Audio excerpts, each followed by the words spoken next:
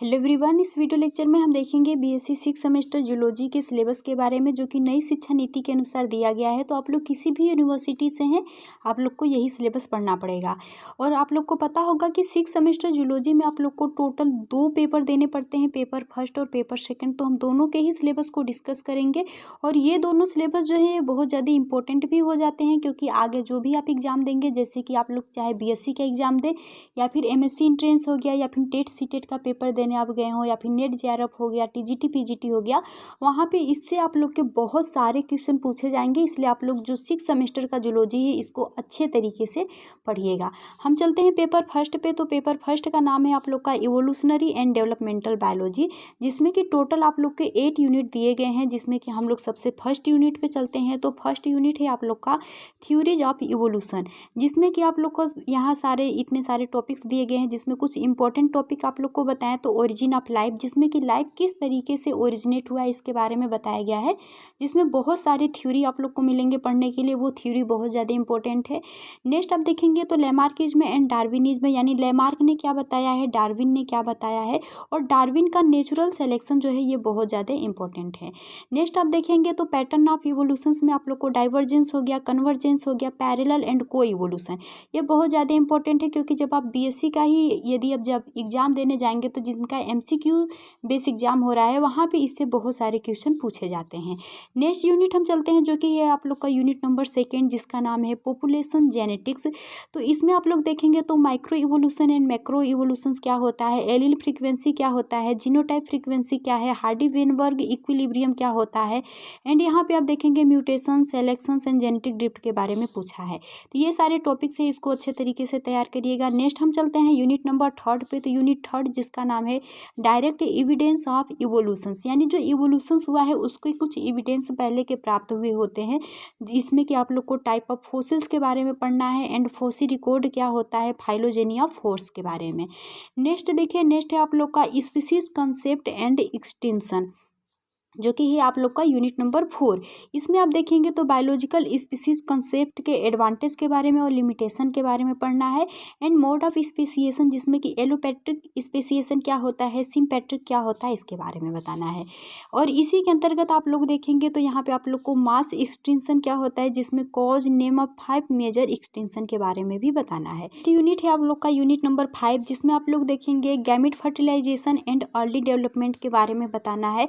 जिसमें सबसे पहला टॉपिक दिया गया है गैमेटोजेनेसिस, यानी किस तरीके से गैमेट बनते हैं, एंड उनका फर्टिलाइजेशन किस तरीके से होता है, फर्टिलाइजेशन के बाद उसमें जो क्लीवेज का पैटर्न है वो कैसे होता है, उनका जो गैस्टुलेशन होता है उसके बारे में, एंड फैट मैप क्या होता है, and developmental mechanism of cell specification and morphogenesis and cell adhesion के बारे में। ये टॉपिक्स आप लोग के यूनिट नंबर 5 में दिया गया है। यूनिट 6 की यदि हम बात करते हैं तो यूनिट 6 में आप लोग को दिया गया है यहाँ पे डेवलपमेंटल जीन्स के बारे में दिया गया है, जिसमें आप लोग को जीन्स एंड डेवलपमेंट्स के बारे में बताना है, and molecular basis of developments के बारे में बताना है, डिफरेंशियल जीन एक्सप्रेशन के बारे में बताना है। नेक्स्ट यूनिट है आप लोग का यूनिट नंबर 7, जिसमें आपको दिया गया है अर्ली वर्टिब्रेट डेवलपमेंट के बारे में, जिसमें कि आप लोग को फिश हो गया, बर्ड हो गया, मैमल्स का जो अर्ली वर्टिब्रेट का डेवलपमेंट होता है उसके बारे में बताना है। नेक्स्ट है आप लोग का मेटामॉर्फोसिस के बारे में, कि मेटामॉर्फोसिस क्या होता है, रीजेनरेशन क्या होता है, स्टेम सेल्स क्या होते हैं, and environmental regulation of developments के बारे में। तो ये आप लोग का यूनिट 7 का टॉपिक है। यूनिट 8 में चलते हैं। तो यूनिट 8 में आप लोग का लेट डेवलपमेंटल प्रोसेस के बारे में बताना है,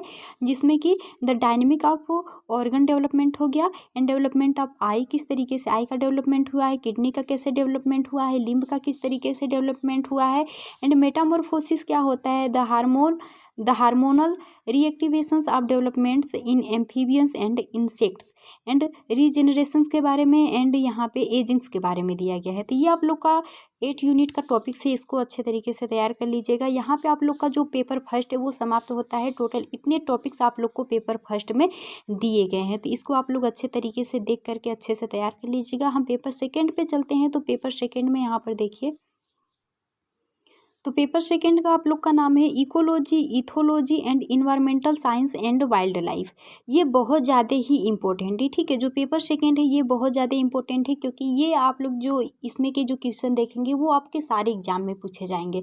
चाहे आप टेट का पेपर दें या सी टेट का पेपर दें, सब में इससे क्वेश्चन पूछा ही जाना है। क्योंकि जो ये इकोलॉजी है ये आप लोग को पता है कि पर्यावरण से संबंधित है, तो इससे क्वेश्चन आप लोग के आएंगे ही। कॉम्पिटेटिव एग्जाम देने जाएंगे, कोई भी कॉम्पिटेटिव एग्जाम हो गया, उसमें भी आप लोग के इससे क्वेश्चन पूछे ही जाएंगे, ठीक है।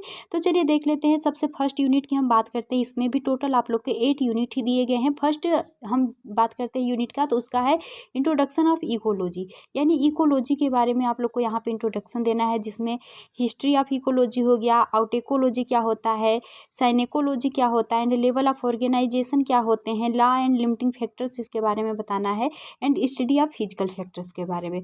ये आप लोग के टोटल जो है इतने टॉपिक्स यूनिट फर्स्ट में दिए गए हैं। यूनिट सेकंड की हम बात करते हैं तो ऑर्गेनाइजेशंस ऑफ इकोसिस्टम्स के बारे में दिया गया है। ये बहुत ही ज़्यादा इंपॉर्टेंट है, तो इसको आप लोग अच्छे से तैयार करिएगा। जिसमें कि आप लोग का दिया गया है लेवल ऑफ ऑर्गेनाइजेशन, जिसमें कि लॉ ऑफ लिमिटिंग फैक्टर्स क्या होते हैं, स्टडी ऑफ फिजिकल फैक्टर्स के बारे में, एंड पॉपुलेशंस के बारे में, जिसमें कि पॉपुलेशन डेंसिटी क्या होता है, नेटेलिटी क्या होता है, मोर्टेलिटी क्या होता है, एंड लाइफ टेबल क्या होता है, फेकंडिटी टेबल्स क्या होते हैं, सर्वाइवलशिप कर्व क्या होता है, एज रेशियो क्या है, सेक्स रेशियो क्या है, डिस्पर्जल क्या है, एंड डिस्पर्सन क्या है, ठीक है। तो ये आप लोग को दिया गया है। नेक्स्ट आप लोग देखेंगे तो स्पॉन्टेनियस एंड लॉजिस्टिक ग्रोथ के बारे में कि ये क्या होते हैं, and type of ecosystems, ecosystems के टाइप्स के बारे में with one examples in detail food chain, ठीक है।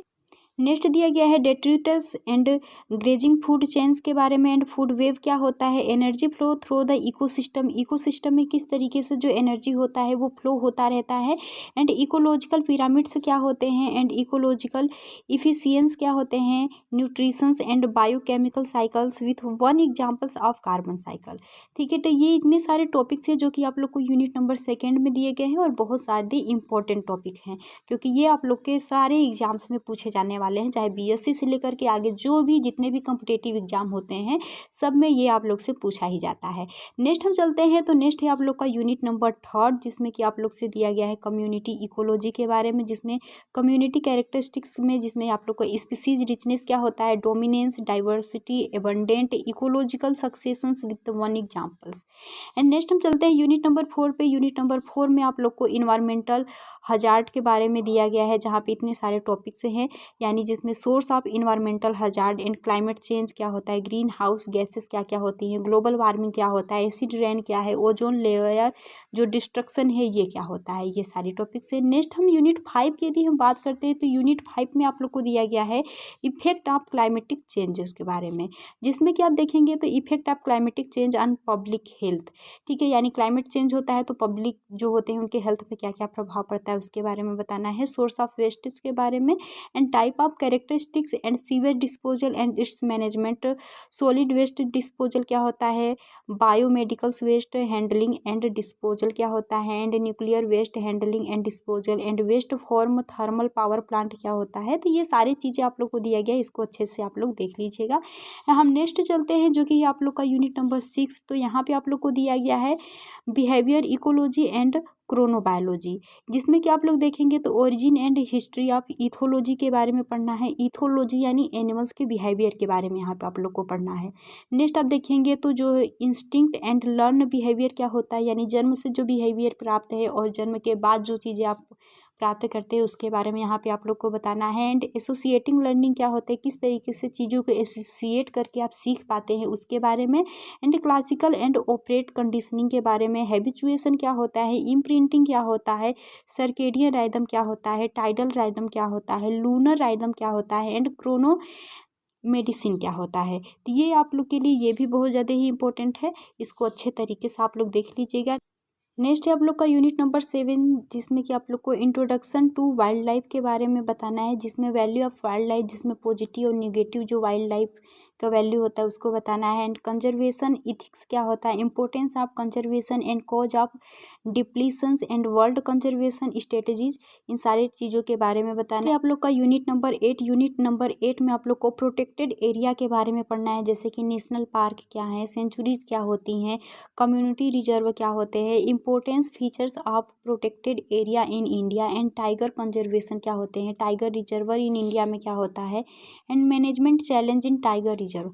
इन सारी चीज़ों के बारे में पढ़ना है। ये बहुत ज़्यादा इंपॉर्टेंट हो जाता है क्योंकि इससे जो है आप लोग का टेट सीटेट जो पेपर होते हैं, जो कि टीचर के लिए जो पेपर कराए जाते हैं, उसमें इससे बहुत सारे क्वेश्चन पूछे जाते हैं। ठीक है, इसको अच्छे से तैयार कर लीजिएगा। जो पेपर सेकंड है, देखिए फिर से कह देते हैं, ये बहुत ज़्यादा इंपॉर्टेंट है। तो पेपर सेकंड जो है आप लोग का, इसको अच्छे तरीके से आप लोग तैयार करिएगा। यदि आप लोग के लिए वीडियो हेल्पफुल रहा होगा तो वीडियो को लाइक और चैनल को सब्सक्राइब कर दीजिएगा। और जिस भी टॉपिक पे आप लोग को वीडियो चाहिए, आप लोग कमेंट बॉक्स में कमेंट कर दीजिएगा।